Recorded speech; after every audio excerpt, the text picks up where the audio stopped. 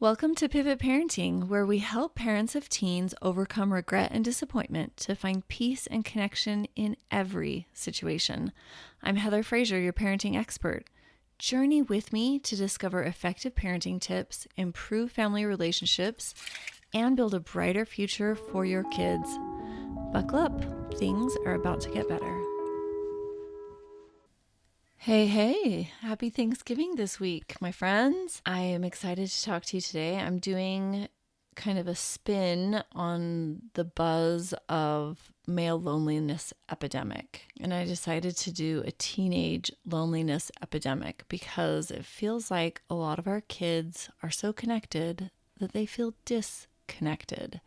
And I see a lot of parents worrying about this. Worrying is another topic I'm going to get to before the end of the year. And our kids being sad and how we can help them is not only this episode, but is also next week's episode. And I have guest Jason Reed on to talk about things a little more in depth. He shares a really intimate story about his son who died from suicide. But today we're going to talk about loneliness, which is how some of this stuff can start. Now, I don't know if you read the show notes, but I have a lot of stats from well-known polling sites like Gallup. First off, the subject matters because we don't want our kids to be sad and lonely. Now, we have to make sure that this is actually what they're suffering from, because when my husband and I sometimes look at our kids as they have grown up over the years, we think, wow, they never hang out with their friends, but they're actually happy and fine. And we're projecting our childhood onto our children, but it doesn't fit because our kids are okay with their social interaction, whereas we were far more social. So we think they must be lonely, but they're actually not. So we want to make sure that we're not making a problem where there is none. So loneliness they can seem fine, they can seem not fine. And it's not about blaming parents, it's not about blaming the kid for maybe being socially anxious or anything like that. It's about us supporting them. And essentially being alone, it's a perceived gap between where we want to connect and we're not. So it's longing for something that we feel like we are missing. This is why introverts don't feel lonely, because they're not missing anything. They don't want the social interactions that maybe somebody more social would want. So we can't just look at any given human's social interactions and say, wow, they must be lonely, or they most certainly are not lonely, because you and I both know that we can be in a crowded room and feel very lonely. So it's not the amount of interaction that we have. We have to really make sure that we're not measuring off of that super simple data point, but rather how much interaction does one person want, and is that consistently going met or unmet? And that's when loneliness can come in. Cigna and Harvard studies polled U.S. young folks, and they said that they experienced some of the highest loneliness rates, with about 61% reporting serious loneliness. So this is something that we want to support our kids in. First, we have to understand why they are more lonely today. And I want to start with the psychology of adolescence and every phase of life. There's the psychologist in the 70s, his name's Erik Erikson. He developed psychosocial stages of development.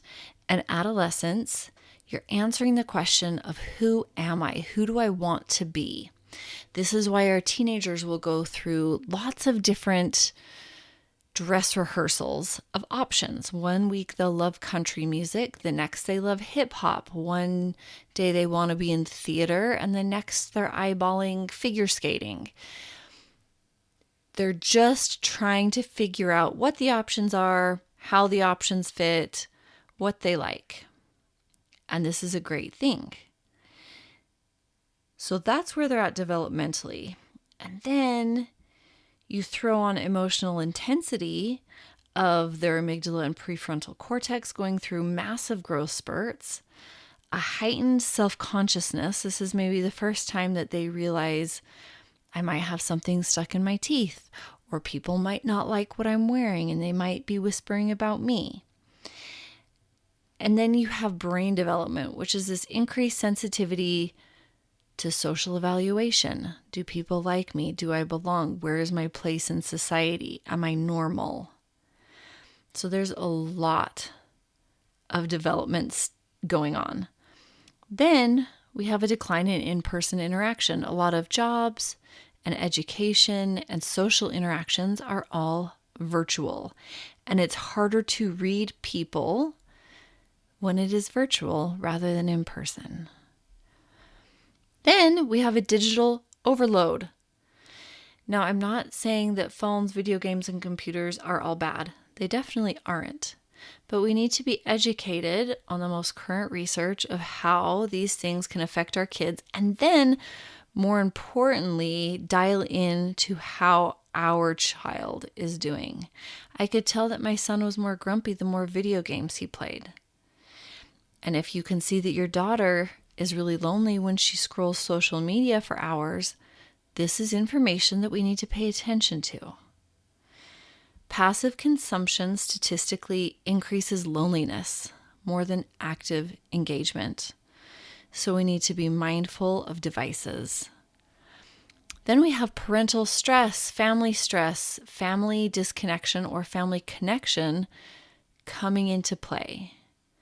So the more overwhelmed, overstimulated, withdrawn parents are, the more harried we are, and digitally distracted, the less supportive we are to our kids. Loneliness can also be intergenerational. Kids typically mirror their parents and grandparents, their main caregivers, for emotional availability and how to connect emotionally, and if they're important, and how to give other people importance in their life. So we have to look at how we are modeling connection. And then you have cultural pressures, performance environments like sports, academics, peer pressure, being with friends, and or do my friends like me? This all leaves less emotional bandwidth for connection, which is the main cure for loneliness. Now, I want to be really clear that some level of loneliness is normal and actually good. Because if we never felt lonely, we wouldn't be able to empathize. We wouldn't look to include others if we had never felt like we wanted to be included. And so when our kids come to us and they say, I was really lonely today, that's good information.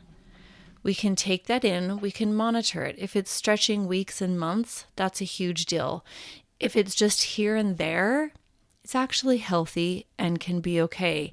And even if it stretches for long amounts of time, having mental or emotional struggles is fairly normal. And when I say normal, I don't mean it's okay and we shouldn't worry about it. But when we're stressed about being lonely, it just adds, it's like pouring salt in the wound. We have the pain of being lonely, and then we have the anxiety around, oh no, we're experiencing loneliness. Instead of just staying in that base emotion of lonely feels this way. So we don't want to dig a deeper emotional pit by thinking there's a problem here and having the stress and anxiety of that. Some level of loneliness is normal, even healthy. And if it's too much, if it's leading to bigger problems, or if it is preventing us from connecting and being happy, that's okay. We can look for solutions to that. There are so many wonderful resources in our modern society. We have therapists and treatments and medications and all kinds of really great things to supplement so that we can get out of the rut. So we want to make sure that we're normalizing whatever emotional experience our kids are having, even if it's not totally normal. Hi there. I just want to pause and let you know if you are struggling to make sense of your teen's behaviors, emotions are running wild, and you're looking to turn things around to have the family you dreamed of while rocking them to sleep, I would love to talk to you. I want to give you a special, powerful gift. 30 minutes with me, my friend. You'll walk away with more confidence, clarity, and understanding of what the issue is and your next best step in resolving any situation you bring to me. It's completely free. I love families and want to help yours be wildly happy and successful. Book this call by visiting my website, heatherfraser.com. Remember, Fraser is spelled with a Z-I in the middle. And don't worry, the link is also in the show notes. I look forward to meeting and helping you. Okay, so let's tie this into the loneliness, the male loneliness epidemic, so to speak. This has been politicized. It's been all over the place. Essentially, society says that men are more lonely than ever before. Now, if we look at a recent Gallup poll, men ages 15 to 34 do report higher daily loneliness than young women. But according to meta-analysis, and I put all of these sightings in my show notes, overall the male-female loneliness differences are really small. So why are young men reporting more loneliness today? Because boys and young men are socialized to suppress emotions more strongly.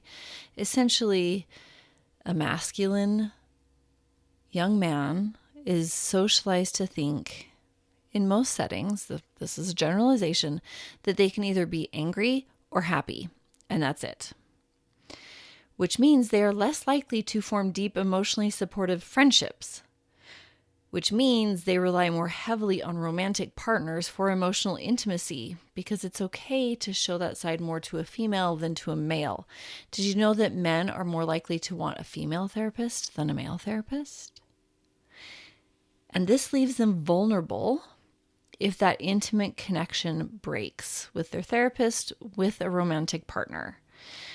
And those socialized as men face a really strong stigma and not a good one, for expressing vulnerability, weakness, sadness, which increases a sense of isolation.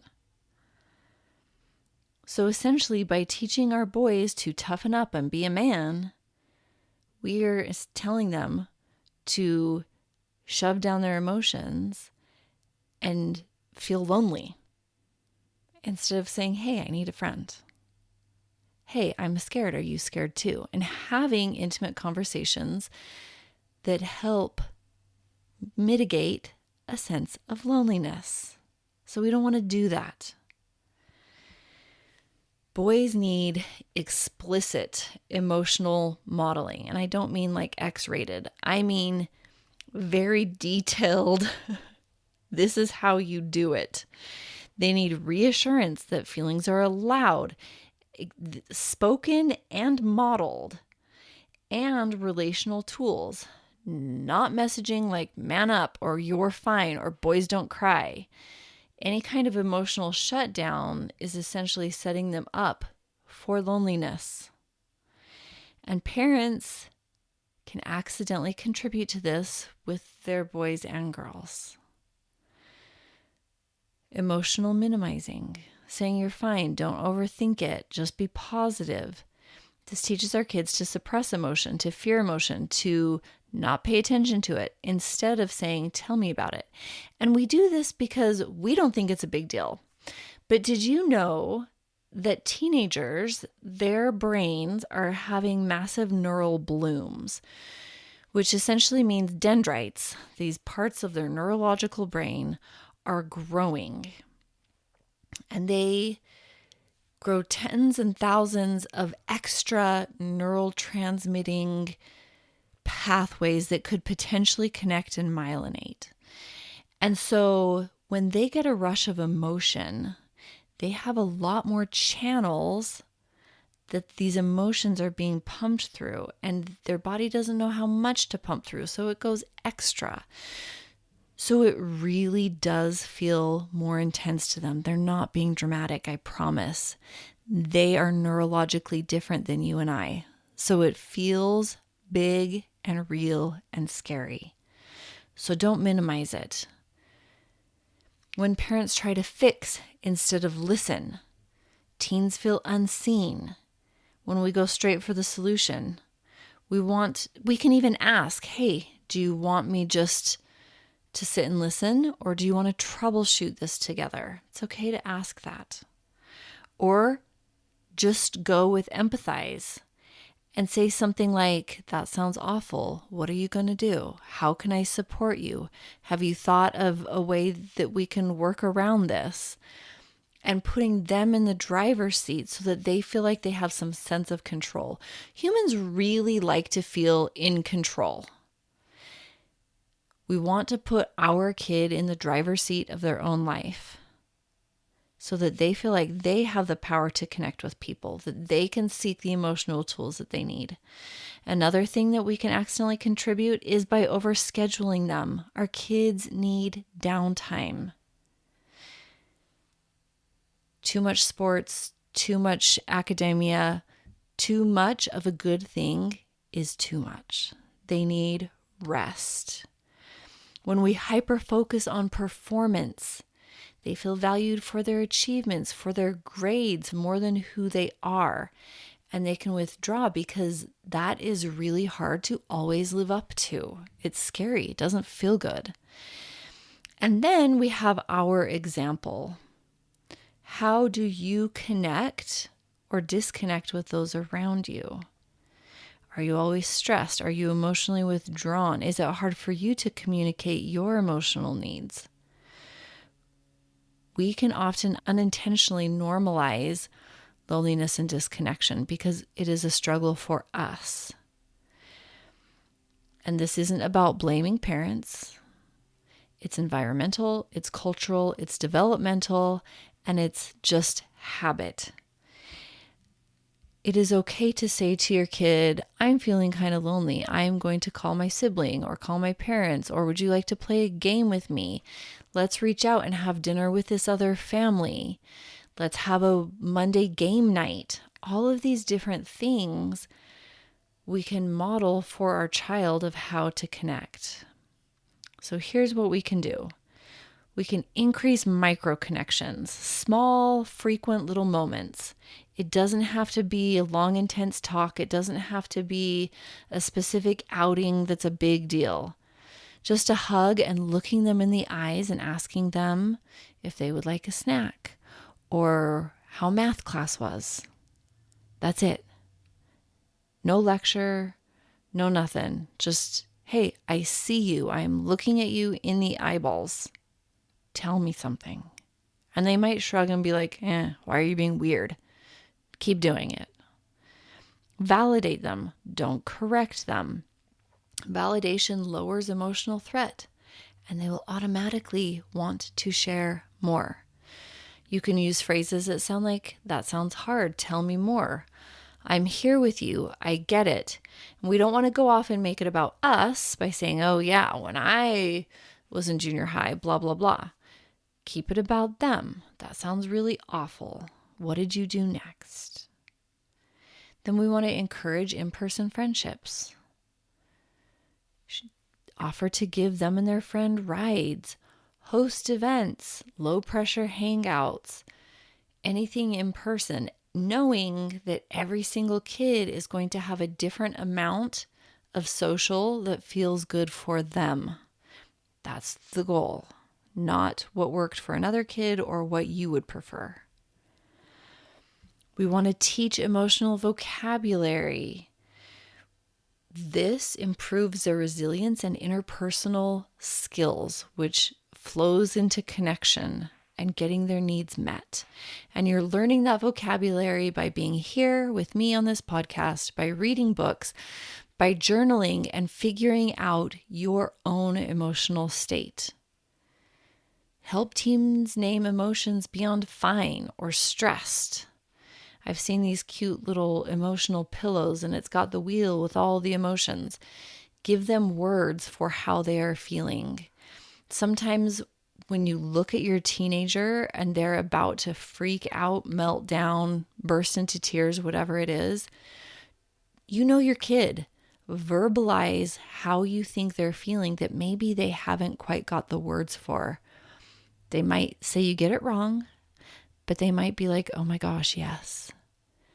And then from now on, when they feel that way, they have words to go with it. And that can take some of the scariness out of it. We want to prioritize family belonging. This means making time to be together. Research is consistent that shows predictable parental presence buffers against loneliness, drug abuse, all the things. This can look like family dinners, family movie night, whatever works for your family, but something decently consistent that you're showing up and spending time together. And if you're on a device, it's all together. Like you're all playing the video game, or you're all watching the movie, or you're not on anything tech. You're unplugged. You're going for a hike. You're going for a bike ride. You're playing a board game or doing a puzzle. Puzzles and games can be really nice because you can communicate without eye contact or going like for drives. Sometimes it's hard to say things, and when somebody's staring at you in the eyes, it's even harder for your teen to share.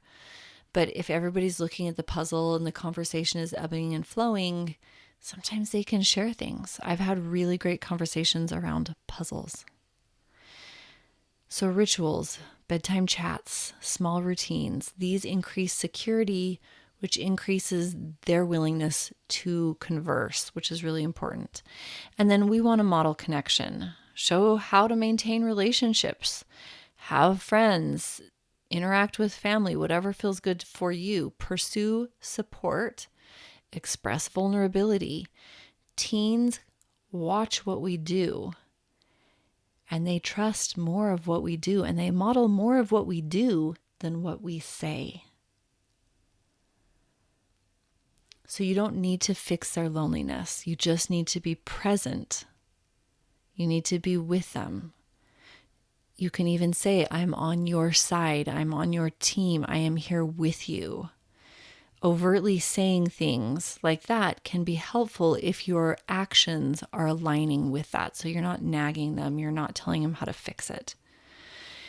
I promise your kids aren't broken. They're just navigating a developmental stage in a decently lonely, statistically lonely world. Connection grows slowly and imperfectly.